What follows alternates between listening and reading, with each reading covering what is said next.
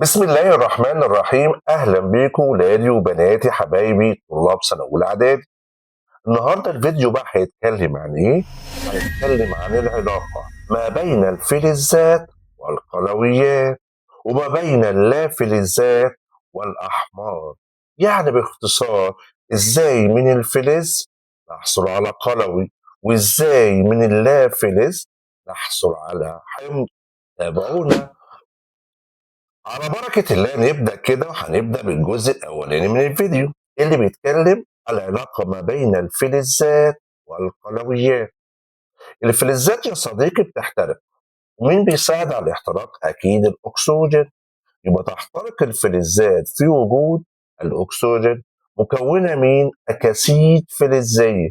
يبقى الفلز لما يحترق هيتحد مع الأكسجين وهيكون لي إيه؟ أكاسيد فلزية.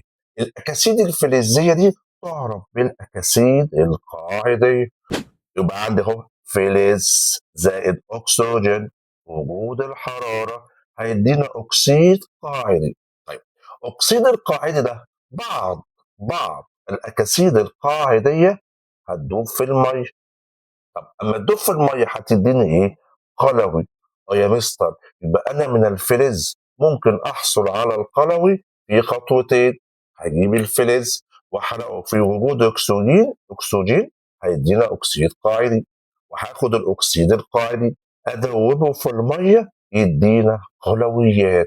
ومن هنا ناخد التعريف بقى كامل كده. الاكاسيد القاعديه هي اكاسيد فلزيه يذوب بعضها في الماء مكونا محاليل قلوية. هناخد مثال على كده، وهناخد فلز المغنيسيوم. كلنا عارفين ان المغنيسيوم الرمز بتاعه Mg. هنمسك المغنيسيوم كده زي ما انت شايف في الانبوبه، خلاص، ونضعه في مخبار فيه غاز الاكسجين، وهيحصل له ايه؟ هيحصل له اشتعال. تمام. يبقى يشتعل شريط المغنيسيوم في جو من الاكسجين، هيكون لي اكسيد المغنيسيوم. بعد كده هنضيفه على أكسيد المغنيسيوم مية H2O، هيدينا قلوي اسمه هيدروكسيد المغنيسيوم. ومن المغنيسيوم حصلنا على هيدروكسيد المغنيسيوم بطريقتين. مغنيسيوم حرقناه في جو من الأكسجين، عطانا أكسيد المغنيسيوم وأكسيد قاعدي.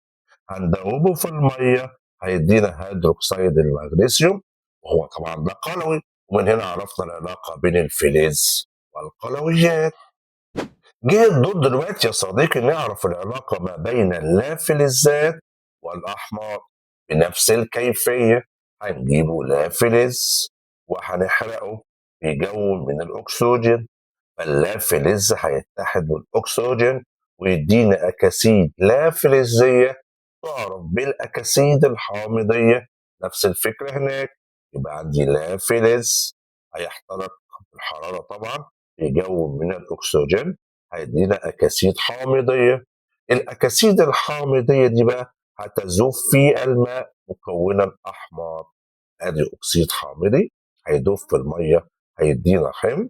ناخد بقى التعريف.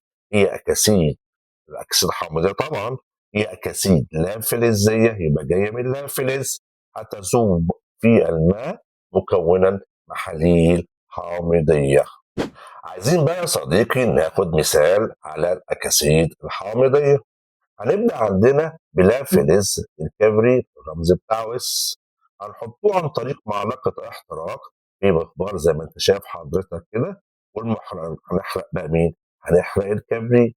هنحرقه في جو منين؟ من الأكسجين، هيدينا ثالث أكسيد الكبريت، وطبعا ده أكسيد حامضي. ثالث أكسيد الكبريت ده هندوبه في المية H2O. لما يدوب في المية هيدينا مين؟ هيدينا حمض اللي هو حمض الكبريتيك، اللي هو حمض أكسجيني.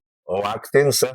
يبقى كده اللافلز اتحرق في جو من الأكسجين، أعطينا أكسيد حامضي اللي هو ثالث أكسيد الكبريت، دوبناه في المية أعطانا حمض الكبريتيك.